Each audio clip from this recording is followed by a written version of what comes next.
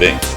Estamos de volta com o programa Pontuando e hoje nós vamos fazer uma resenha entre três assuntos que são distantes entre si aparentemente, mas que no seu fundamento em termos filosóficos, embora seja uma matéria essencialmente técnica, mas eles estão interligados. Nós vamos falar, por exemplo, do perigo de extinção, da nossa imunidade orgânica, ou seja, do corpo humano, e da imunidade de um bioma terrestre, considerando como se ele fosse um organismo inteiro. Essas três pesquisas, que eu juntei em um único tema, foram feitas em chatbots, né? Não apenas, mas principalmente porque eles têm um modelo mais ou menos resumido que dá para você ir procurando outros temas e ali fica o resumo da coisa. Eu considerei os resumos dos chats muito bons. Claro que tem algumas coisas a acrescentar, mas a ideia é aprendizado, estabelecer alguns parâmetros, levar a ideia para as pessoas, principalmente para jovens, estudiosos, estudantes, e observar um pouco da filosofia da nossa vida aqui no planeta. Bom, dito isso, eu peço que você deixe seu like, deixe seu comentário, passa o vídeo para frente e compartilha, né? Passando o vídeo para frente. Aperta o sininho para você saber todas as vezes que nós colocarmos vídeos novos aqui no canal. E se você não for assinante, assine o nosso canal, tá bom? Então, olha bem, eu vou colocar o que eu falei a priori para os chatbots, mais de um inclusive, mas foi sempre com a mesma temática, com essa mesma colocação inicial. Eu digo o seguinte: faça um texto longo e bem exemplificado, baseado em pesquisa científica que estime uma possível extinção em massa em nosso planeta, comparando com as que já ocorreram por motivos alheios à humanidade, a humanidade nem existia, quando possivelmente possa ocorrer essa futura extinção. Formule hipóteses para que ela não ocorra e caso exista a chance, né, com os atuais parâmetros, que ela possa ocorrer ou que possa ser evitada. Bom, então, diante dessa paralisação, ele começou assim: assista extinção em massa, um olhar científico sobre o passado, sobre o que acontece agora, o presente e sobre o futuro. O fantasma da extinção em massa. Ao longo da nossa história de 4,5 bilhões de anos, a Terra passou por 5 grandes extinções em massa, efetivamente. Eventos catastróficos que dizimaram uma parcela significativa da biodiversidade em curto período geológico. Hoje, muitos cientistas nos alertam que estamos à beira de uma sexta extinção, só que dessa vez nós estamos acelerando, ela está sendo impulsionada principalmente pela atividade humana. Isso é uma crença nossa, crença baseada em fatores científicos também. Claro que demanda interpretação. Tem alguns cientistas que estão interpretando outras coisas, mas, a bem da verdade, nós estamos observando muita catástrofe, estamos observando muita mortandade de peixes, muita poluição de terras, de lençóis freáticos com a nossa indústria, com a queima do petróleo, com os combustíveis fósseis, etc, etc. Então, muita fuligem no ar. Resumo: minimamente nós estamos nos prejudicando. Minimamente, localmente, nós prejudicamos animais e desmatamos, prejudicamos flora e fauna, acabamos com a biodiversidade. Não é possível que isso aí, com tantos anos que nós estamos praticando, não tenha ajudado a dar causa às modificações e mudanças que nós estamos sentindo. Então, hoje em dia, a gente toma como certo que nós estamos interferindo no planeta, inclusive que nós estamos ajudando nesse aquecimento global, mantendo os gases de efeito estufa na atmosfera em quantidades maiores por desmatamento, por aquecimento de oceanos, e consequentes degelos do Ártico, da Antártica, do permafrost e etc. Bom, então, dito isso aí, vamos continuar falando das extinções. Nesse tópico aqui nós vamos mais ou menos explorar 4 temas. As 5 grandes extinções do passado, suas causas, as evidências de uma ciência de extinção já em curso, quando e como ela pode se intensificar, as hipóteses para evitá-la ou minimizá-la. As 5 grandes extinções em massa do passado seriam a primeira, o Ordoviciano-Siluriano, que é aproximadamente 443 milhões de anos atrás, causa provável a glaciação global, seguida de um rápido aquecimento. O impacto foi mais ou menos em torno de 85% das espécies marinhas desapareceram. Olha bem, houve uma grande extinção de espécies, mas não houve o total. A vida não acabou na Terra, né? O restante deu origem a outras espécies. Vamos seguir. Exemplo: trilobitas, braquiópodes e corais primitivos foram severamente afetados. Em princípio, nós não vamos considerar isso como uma coisa nem boa nem ruim, né? Foi um evento que aconteceu. Mais na frente nós vamos avaliar. Extinção do período Devoniano superior, em torno de 359 milhões de anos atrás. Provável causa: flutuações climáticas, anoxia oceânica, que é a falta de oxigênio dos oceanos, impacto em torno de 75% das espécies, especialmente vida marinha, foram extintas, mas não a sua totalidade. Então, exemplos: peixes blindados, placodermos foram extintos. Terceira, extinção do Permiano-Triássico, em torno de 252 milhões de anos atrás. A Grande Morte foi chamada aqui. Causa provável: erupções vulcânicas maciças, Siberian Traps, liberação de CO2 e metano, aquecimento global, que houve naquela época. O impacto aí foi grande morte mesmo, 96% das espécies marinhas e em torno de 70% também de vertebrados terrestres. Então sobrou pouca coisa, mas houve sobras, e essas sobras foram criando outras coisas, inclusive outros ecossistemas. Exemplo: quase todos os trilobitas desapareceram. Quarta extinção, já no Triássico-Jurássico, 201 milhões de anos atrás. A causa provável: vulcanismo e mudanças climáticas. O impacto: 80% das espécies extintas, e esta extinção abriu caminho para o aparecimento dos dinossauros. Quinta extinção, a do Cretáceo-Paleogeno, de aproximadamente 66 milhões de anos atrás, que essa sim foi o fim dos dinossauros. A causa provável discutida é o impacto de um asteroide que tem o nome aqui de Chicxulub, combinado com o vulcanismo, que no caso aí era o Deccan Traps. Impacto: 75% das espécies, incluindo dinossauros não avianos, extintos, mas permaneceram algumas espécies. Dessas chegaram até nós. A sexta extinção programada, quem sabe, evidências que nós temos. Será que ela vai haver? Bom, pela conformidade de milhões e milhões de anos nós temos sempre alguma extinção, é possível que o planeta não esteja pronto e acabado e que nós passemos por uma outra extinção, independente do homem estar colaborando com ela ou não.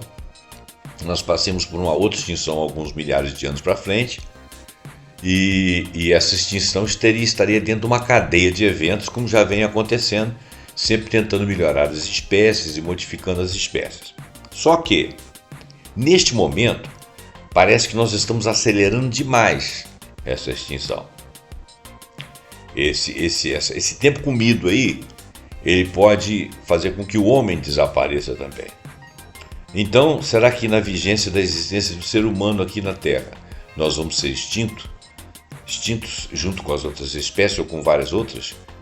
Essa é uma pergunta. Então vamos lá. Estudos indicam que as espécies estão desaparecendo, sim, de 100 a 1000 vezes mais rápido do que a taxa natural de extinção, que isso aí é um estudo background rate, da Pin et al. Significa que a Pin e outros estudaram e concluíram isso. Exemplos. Desde 1500, mais ou menos 869 espécies foram declaradas extintas, mas as estimativas sugerem que o número talvez real seja muito mais. Por quê? Porque nós temos muitas espécies que não foram catalogadas e elas podem ter extinto também. Então vamos raciocinar que nós temos uma ordem de 1000 espécies extintas já em alguns anos, de 1500 anos. As principais causas, as antropogênicas, seria a destruição de habitats com desmatamento e urbanização. Exemplo, a Amazônia perde 10 mil km² por ano, mudanças climáticas também, aquecimento global, acidificação dos oceanos por ação humana. Exemplo, recifes de coral podem desaparecer até 2050, num estudo aqui de Roeg Goldberg. E a poluição com plásticos e pesticidas. 1 milhão de aves marinhas morrem anualmente por ingestão de plástico. E quarta, sobreexploração das espécies com a caça e pesca predatória. Exemplo, o rinoceronte negro do Ocidente foi declarado extinto em 2011. Bom, quando a sexta extinção pode atingir seu pico? As projeções científicas, se as tendências atuais continuarem, até 50% das espécies poderão estar ameaçadas até 2100, quer dizer, ainda esse século. É um estudo de Barnowski, de 2011. Os oceanos, a acidificação e a desoxigenação podem levar ao colapso dos ecossistemas marinhos em décadas, poucas décadas. As florestas tropicais, se o desmatamento persistir, biomas inteiros podem se tornar inviáveis entre 50 e 100 anos a partir de agora. Ponto de não retorno. Será que nós estamos nele, passamos por ele, ficou lá atrás, está lá na frente? Alguns cientistas argumentam que nós já ultrapassamos limites críticos. O Rockström e seus associados em 2009 disse isso, enquanto outros acreditam que nós ainda temos tempo para mitigar essa ação. Como evitar ou minimizar essa sexta extinção? Estratégias baseadas na ciência. Restauração de ecossistemas. Exemplo, projeto de reflorestamento na China aumentou a cobertura florestal em 25% desde 1990. Só que eles andaram dando umas mancadinhas. Eles andaram reflorestando com árvores que não eram nativas.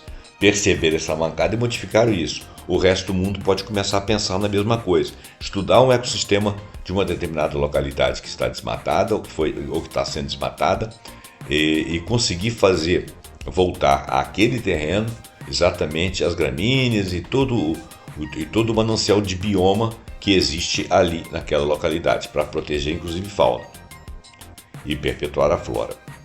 Bom, isso seria o reflorestamento. Muito bem, nós podemos praticar a redução de emissões de gás estufa. Exemplo, Acordo de Paris em 2015, que visa limitar o aquecimento em 1,5 graus. Infelizmente, ao longo desse ano, nós já ultrapassamos esse valor. Nós estamos no entorno de 1,5 graus para cima. E a nossa pretensão era chegar a 2030, no máximo com 1,5 graus e tentar abaixá-la a partir daí. Proteção de áreas críticas. Exemplo, a criação de reservas marinhas pode salvar espécies ameaçadas. Você criar reservas mesmo, santuários onde algumas espécies ficariam ali salvas para que pudessem procriar e reestruturar suas cadeias. Bom, controle de poluição. Exemplo, proibição de pesticidas como o DDT salvou já a vida de águias e falcões peregrinos. E conscientização e governança global. Exemplo, nós precisamos de ter metas de biodiversidade da ONU, que é 30 por 30, significa proteger 30% das espécies da Terra até 2030, então 30 por 30. Tecnologias emergentes de extinção. Nós podemos recuperar espécies via edição genética. Se você tem edição genética daquela espécie, você pode reeditá-la, como é o proposto para, por exemplo, um mamute lanoso, que nós podemos conseguir fazer isso, nós voltaremos a ter espécies, né? Uma espécie disso aí e mais indivíduos de forma a poder procriar. Agricultura sustentável. A carne cultivada em laboratório, ela pode reduzir o desmatamento porque você vai retirar o boi daquele pasto ali criado artificialmente. Por quê? Porque você não vai ter mais pasto, porque você não vai ter mais bois, porque você vai ter a carne do boi feita sinteticamente. Isso é uma proposta. Conclusão: nós temos uma janela de oportunidade. A sexta extinção em massa não é inevitável, não exigirá mudanças radicais no modo de como interagimos com o planeta, enquanto as extinções passadas foram causadas por fenômenos naturais. Dessa vez nós temos conhecimento e meios para evitar o pior. Por quê? Porque fomos nós que implementamos mudanças radicais. A escolha é nossa: continuar no caminho atual ou agir para preservar a incrível diversidade da vida. Nós já começamos a pensar sobre isso. Existem alguns problemas. Nós temos aí referências do Manovsky, do Prim, do Rockstrom, entre outros. Esse texto combina evidências científicas com projeções realistas, destacando que, embora o cenário seja grave, ainda há esperança se agirmos com urgência e com determinação. O segundo tema que eu levantei é o seguinte: escreva um texto falando sobre a nossa imunidade, a imunidade do corpo humano, baseado nos artigos científicos, considerando a psicologia humana, fatores externos e internos, dando exemplos. Fale sobre por que temos, às vezes, baixas na imunidade e quando que a psique interfere nesse processo. Bom, então ele vem com imunidade do corpo, fatores internos, fatores externos e influência da psicologia. A imunidade é um sistema complexo e essencial para a sobrevivência humana, responsável por defender o organismo contra patógenos, como vírus, bactérias, fungos e toxinas. No entanto, a eficácia desse sistema não depende apenas de fatores biológicos, mas também de aspectos psicológicos e de aspectos ambientais. Quer dizer, nós temos minimamente 3 influências. E algumas dessas influências são externas, mas que podem influir internamente. Você tem fatores biológicos a que você está sujeito e você tem fatores ambientais a que você está sujeito também. Adrede a isso, você tem a psicologia, a sua psique, que pode reagir de maneira não muito satisfatória com relação aos fatores externos biológicos ou aos fatores ambientais, né? Então são 3 fatores. Estudos científicos demonstram que o estresse crônico, que já seria um fator psicológico, a depressão também, o isolamento social e até mesmo a personalidade podem modular a resposta imune. Olha bem, alguns aspectos podem modular a resposta imune. Estudos científicos demonstram que o estresse crônico, a depressão, o isolamento social e até mesmo a personalidade podem modular a resposta imune, tornando o corpo mais suscetível a doenças ou, em alguns casos, exacerbando respostas inflamatórias prejudiciais e até coisas mais graves. Então, em princípio, nós estamos falando de aspectos psicológicos. Bom, nesse texto, nós vamos explorar como a imunidade funciona, os fatores que influenciam, incluindo a psicologia humana, e o porquê, em certos momentos, nossa defesa imunológica parece estar enfraquecida ou falha. Olha, o sistema imunológico, a visão geral dele, é composto por uma rede de células, tecidos e moléculas que trabalham em conjunto para identificar e neutralizar ameaças. Ele pode ser dividido em 2 partes principais: a imunidade inata, que é não específica, resposta rápida e geral, envolvendo barreiras físicas como a própria pele e as mucosas, células como neutrófilos e macrófagos e proteínas como citocinas inflamatórias. Isso aí são as não específicas, elas aparecem abruptamente, se houver uma sensação de invasão interna. Agora, existe a imunidade adaptativa, que é a mais específica. Como que funciona?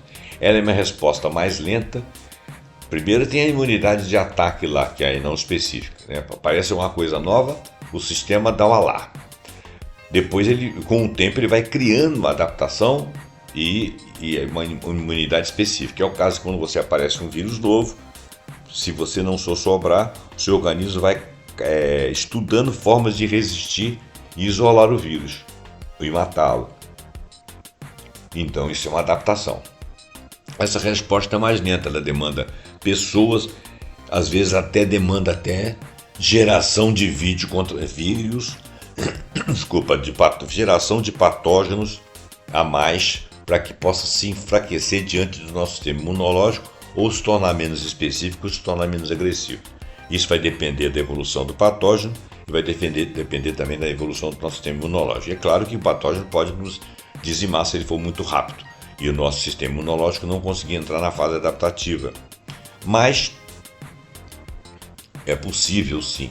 Então a resposta adaptativa não específica, aliás específica, é mais lenta, porém altamente específica. Ela envolve linfócitos, células B e T e a produção de anticorpos imediatos.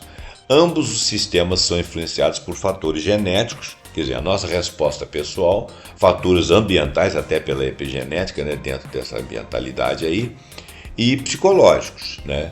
Então, o nosso sistema são influenciados por fatores genéticos, ambientais e psicológicos. Fatores que influenciam na humanidade considerando os internos biológicos.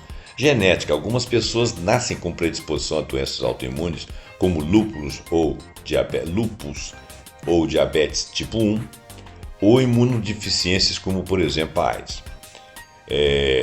O outro fator também interno biológico tem a ver com idade. As crianças e os idosos tendem a ter sistemas imunológicos menos eficientes. E o fator hormonal também. Os hormônios, o cortisol, que é o hormônio do estresse, suprime bastante a humanidade quando ele está em excesso. Se você liberar muito cortisol, se estiver estressado e liberar muito cortisol, você abate sua imunidade. Enquanto a melatonina, que é o hormônio do sono, a fortalece. Então, boas noites de sono e a não ausência dessa melatonina, que é um hormônio natural, né? Apesar de que você pode tomá-lo por via prover acesso da via externa da melatonina comprada nas farmácias, mas o ideal é você produzi-lo. Aí o fenômeno é natural, entra na regularidade, estará sempre sendo produzido. Então, essa melatonina, ela induz ao sono, e o sono ele é o grande provedor da arquitetura cerebral e da estabilidade do organismo. Sono é muito importante, é o momento de descanso da máquina. Um quarto fator interno é o microbioma intestinal. Bactérias benéficas, elas existem no intestino, que são os probióticos, elas modulam até 70% da resposta imune. Por isso que quando você toma antibiótico ou toma muito remédio, você mata uma parte da sua biota intestinal. Esse microbioma, ele tem uma parcela benéfica, que são as bactérias. Então, essas bactérias benéficas, elas modulam até 70% da resposta imune. Por isso que nós devemos, quando está tomando antibiótico assim, no final de tomar, você toma um tempo de probióticos. É remédio mesmo, não basta ser aquele leitinho que você toma das empresas de laticínios, não. O ideal é você tomar o remédio. Eu não vou falar nome aqui, eu não posso falar nome de remédio. E também não tenho autoridade para falar. Mas o ideal é que você consulte um médico e reponha a sua flora intestinal. Fatores externos, ambientais e comportamentais. Nutrição. Deficiências de vitamina C, D e zinco comprometem a imunidade. A vitamina D e a vitamina C são extremamente importantes para a imunidade. Sono inadequado. Dormir menos de 6 horas reduz as atividades das células NK, são as Natural Killers, que são importantes no combate a tumores e infecções. Veja bem, cada pessoa tem um padrão de sono e um tempo de horas. Às vezes você não consegue dormir o número de horas que o seu organismo requer, porque você tem um estresse qualquer, né? Mas você tem que observar no seu organismo se você é aquele cara que dorme 5 horas, se você é aquele cara que dorme 6 horas, se você é aquele cara que dorme 8 horas. E tem gente que dorme até 9 e 10. Se você for essa pessoa, você vai adequar o seu sono e tentar ter aquele máximo. E uma resposta disso aí é o seguinte: quando você dorme 5 horas, mas tinha que dormir 8, você fica cansado durante o dia. Então como é que se regula isso? Agora, se você dorme 5 horas ou 6 horas e está razoável, está bem, Então você não precisa de forçar a barra para dormir mais, porque o seu organismo, a sua particularidade é que você se adapta bem a esse estilo de vida, desde que não estressado, obviamente. Então, sono inadequado é perigoso para o sistema imunológico. Sedentarismo. O exercício moderado aumenta a imunidade, mas o excesso também, como são os atletas de elite, pode até suprimi-la. Cuidado, os dois extremos são ruins. Poluição e toxinas. O fumo, o álcool em excesso, poluentes danificam as células de defesa. Eu vou dizer o seguinte, tem muitas toxinas que você ingere através da comida, né? Alguns enlatados, alguns tipos de carne, algumas formas como as carnes são preparadas, né? Os rebanhos são mantidos, tem muito tóxico, é muito intoxicante. É claro que o fumo faz mal, né? O álcool faz mal, as drogas fazem mal, e também excesso de poluentes nos ambientes. Muito bem. Agora, fatores psicológicos, que são fatores endógenos também, mas baseado no que se vê do lado de fora. Aqui reside um dos aspectos mais incríveis da imunologia moderna, a conexão mente-corpo estudada pela psiconeuroimunologia. Se você está sob estresse crônico, você libera cortisol e adrenalina. O cortisol é o hormônio do estresse, né?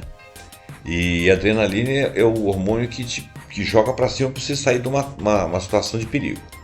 E às vezes você não está. O cortisol parece que existe, eu não vou certificar porque eu não sou da área, mas o cortisol tem a ver com todas as outras forças energéticas de liberação quando você está oprimido em alguma situação. Me parece que a adrenalina vem por causa da liberação do cortisol. Vamos deixar isso em aberto porque eu não tenho certeza. Libera cortisol o estresse crônico libera cortisol e adrenalina, que inibe a produção dos linfócitos. Olha bem, estudos mostram que pessoas sob estresse prolongado pegam mais resfriados porque têm menos linfócitos. Exemplo, profissionais sobrecarregados adoecem com mais frequência. Depressão e ansiedade reduzem a atividade das células T e a resposta a vacinas. É um estudo aqui de Irving and Cole. Pessoas deprimidas têm níveis mais altos de inflamação, citocinas como a IL-6 ligadas a doenças cardiovasculares. Isolamento social e solidão. A falta de conexão social aumenta marcadores inflamatórios. Um estudo de Eisenberger, de 2010, confirma isso. Idosos solitários têm maior risco de infecções. Pessoas solitárias, mas principalmente idosos que já são fragilizados. 4. Personalidade e resiliência. Indivíduos otimistas e resilientes possuem mais anticorpos após vacinação. Um estudo feito por Sergio Strom em 2005. Realmente, você manter a mente otimista e resiliente é um aprendizado. Não significa que você tem que ser assim se você não é. Isso é um aprendizado, né? Agora, se você é, melhor ainda, você não tem nada a aprender, é só praticar. Pessoas com alto neuroticismo, que é uma tendência à negatividade, têm pior resposta imune. Tá. Por que temos baixa imunidade em alguns momentos? Essa é uma pergunta que eu deixei no texto. A imunidade flutua devido a estresse agudo, por exemplo, uma semana de provas na faculdade, pode baixar a defesa. Um término de namoro, um término de casamento, um defeito numa máquina, numa indústria que atrasa toda uma produção quando o seu cliente está cobrando, né? Um acidente na família, são coisas que geram um estresse pontual agudo. E aí você pega resfriado e pode até adquirir uma doença mais grave, dependendo do nível de profundidade dessa agressão pontual. Maus hábitos prolongados também, por exemplo, sempre dormir mal, sempre se alimentar mal, se alimentar com coisas tóxicas ou coisas que não tragam alimentação, tragam gordura, inclusive gordura saturada, e não tragam proteínas, carboidratos, coisas que não prejudiquem o organismo, que mantenham ele estável. Ou seja, má alimentação e dormir mal e o sedentarismo, esses três juntos, são maus hábitos que podem gerar imunidade baixa. Traumas emocionais, eu citei coisas razoáveis, parecidas. Lutos ou divórcio podem levar meses com imunossupressão, porque a pessoa custa para poder se levantar e se acostumar com aquela ideia, se adaptar. Doenças que você já tenha, por exemplo, diabetes, HIV, distúrbios autoimunes. Exemplo clássico: um executivo trabalha 80 horas semana, dorme pouco, come mal, vive estressado. Após um trauma familiar, desenvolve herpes labial, que é um vírus latente que é reativado por imunidade baixa. Infelizmente, você tem o herpes. Ele está, não todo mundo, eu acredito, mas você tem a herpes. Por exemplo, a labial. Está ali latente.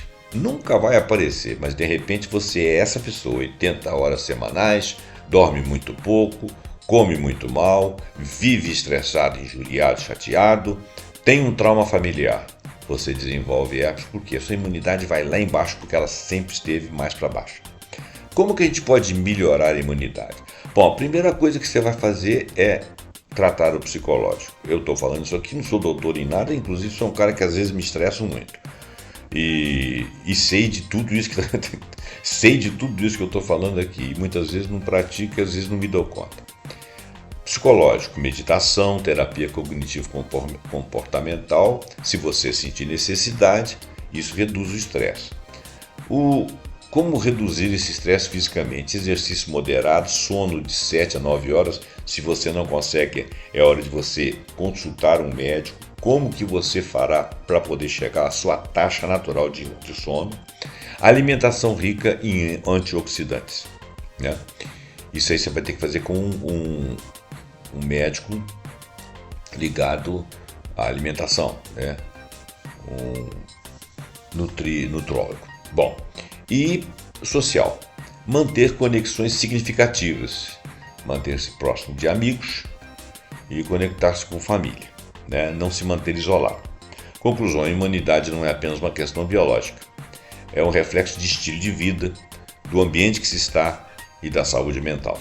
Cuidar da mente é tão crucial quanto cuidar do corpo para manter a defesa em equilíbrio. A ciência já comprova que quem é feliz e equilibrado adoece menos. Referências: Cohen, Irving, Sergey Strong, entre outros aqui, não vou falar todo mundo não. Esse texto demonstra que a imunidade é um sistema integrado, influenciado tanto por vírus e genes quanto por emoções e hábitos, portanto, para fortalecer é preciso um olhar holístico. Veja bem, nós falamos de extinção lá de um planeta, né? E aqui nós estamos falando da imunidade do indivíduo que evita a sua extinção, apesar de que um dia ele vai chegar à extinção, porque é um ciclo de vida. Assim como existe o ciclo do planeta, das espécies, dessas evoluções, existe o ciclo de vida. Então tudo tem um ciclo. Nós estamos acostumados com princípio, meio e fim, né? Esse fim pode ser fim de eras, fim de espécies em eras, onde o ambiente permanece, você vai e pessoas com você vão e voltam. Então são ciclos, né? Agora eu fiz uma colocação que ela é um tanto subjetiva, mas existem alguns amparos na ciência que estuda a coisa com esse olhar. Olha bem, eu disse o seguinte: vamos considerar que o bioma terrestre é um organismo, organismos terrestres. O que seria correspondente a um sistema imunológico deste bioma? Veja bem, nós temos vários biomas na Terra.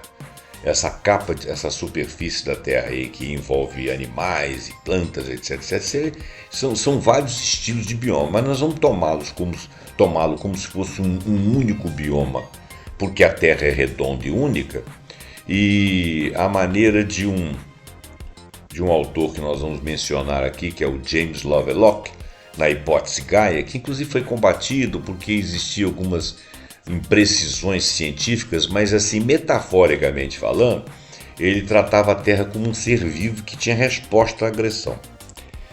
A gente sabe que não é a Terra que é um ser vivo, nós sabemos que os biomas são vivos. Os biomas estão na Terra, não são a Terra, mas nós podemos fazer essa metáfora. Então eu fiz essa metáfora. Esse bioma terrestre, tomado como um inteiro, se ele fosse um organismo da própria Terra, ou se fosse a Terra um organismo, o que seria correspondente ao sistema imunológico desse bioma? Então, o chat aqui até considerou que a minha pergunta foi ótima. Falou, ótima pergunta. Se considerarmos o bioma terrestre como um organismo único, uma ideia próxima à ideia, à hipótese de Gaia de James Lovelock, então seu sistema imunológico seria um conjunto de mecanismos naturais de autorregulação, resistência e resiliência. É muito interessante estudar isso, principalmente se você observar que nós temos sistemas de defesa orgânicas, nossos e os animais também, e os seres vivos de uma maneira geral, né? E que nós passamos por extinções, né? Que as coisas podem chegar ao limite das extinções e modificar tudo. Pode ser para bem, mas pode ser para mal. O que será preservado? Como que a Terra se protege? Como que esse bioma se protege? Como é que essa vida é guarnecida aqui na Terra, ela que é tão frágil e que pode ser agredida por nós com tanta facilidade? É interessante estudar isso aí. Autorregulação, resistência e resiliência. E o mais interessante, sem a nossa interferência.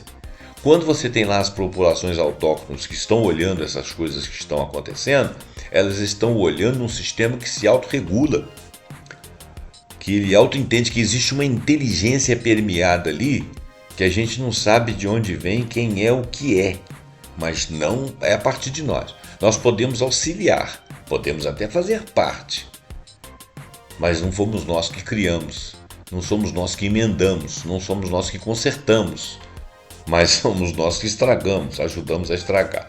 Então, ele tem um sistema de reequilíbrio, de resistência, de resiliência, ou seja, de voltar ao ponto de partida. Mas depende do quanto que a agressão foi feita. A mesma coisa do organismo.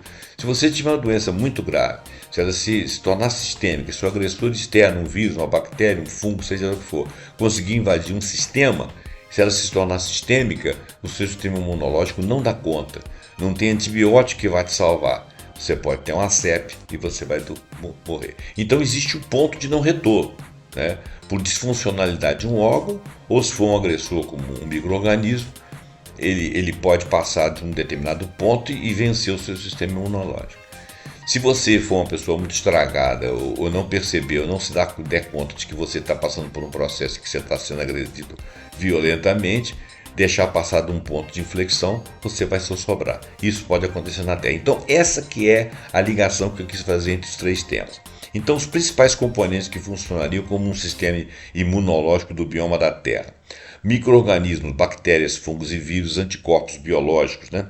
Bactérias decompositoras, que elas quebram poluentes e matéria orgânica morta, reciclando nutrientes, fungos micorrízicos, que protegem plantas contra patógenos e ajudam na absorção de nutrientes, vírus bacteriófagos, que controlam populações bacterianas, evitando desequilíbrios microbianos. Exemplo, algumas bactérias do solo, que são as pseudomonas, degradam petróleo e plástico, agindo como limpeza imunológica. Óbvio que se esse petróleo e plástico for num ritmo excessivo, haja bactérias. Então, o petróleo, ele existe na natureza, ele pode emergir espontaneamente. Os lençóis antigos não emergiam. Hoje nós cavamos muito, já tiramos muito petróleo da superfície de algumas profundidades, mas há uns tempos atrás ele existia, ele é um resto orgânico da Terra, e essas bactérias degradavam esse petróleo, e como degrado aquilo que se tornou plástico a partir da indústria do petróleo, né? E essas pseudomonas, elas funcionaram como limpeza imunológica. Olha que coisa interessante. Biodiversidade, reserva de resiliência. Espécies chaves, como por exemplo as keystones, espécies como lobos, corais e abelhas, mantêm o equilíbrio do ecossistema. Redundância ecológica, múltiplas espécies com funções similares garante que, se uma desaparecer, outras assumam o papel daquela, né? Quer dizer, existe uma inteligência ali nesse pretenso organismo bioma Terra. Redundância ecológica, muitas espécies com funções similares garantem que, se uma desaparecer, outras assumem seu papel. Eu achei isso tão importante, tão bonito, que eu repeti. Exemplo, a reintrodução de lobos no Parque de Yellowstone, nos Estados Unidos, controlou herbívoros e restaurou rios. Olha bem, restaurou rios, um efeito imunorregulador. O homem estudou, entendeu a dinâmica da natureza, reintroduziu os lobos e daí decorreu que controlou herbívoros e restaurou rios. Ciclos bioquímicos, que seria o metabolismo imunológico. O ciclo do carbono nas florestas e oceanos absorve o CO2, mitigando o efeito estufa. O efeito estufa ele é natural, para poder reter um pouco do aquecimento para manter a Terra com diferenças térmicas com menos variação e com menos perda para o espaço. Esse efeito estufa ele é trabalhado muito com CO2, com metano e com pouco de vapor, e com muito de vapor de água também. A água estabiliza por causa do seu coeficiente, calor específico muito alto, ela custa para esfriar e custa para esquentar. Então, como o nosso oceano, como o nosso mundo tem muita água, isso mantém que as temperaturas mais baixas e mais altas sejam um gradiente pequeno. Ao contrário, por exemplo, em lugares onde a água, a umidade relativa do ar seja muito baixa, não tenha lagoas, não tenha oceanos, não tenha nada por perto, que são o caso dos desertos, a variação de temperatura é de 50 graus, 60 graus, 70 graus da manhã até a noite, né? Então, essas regulações assim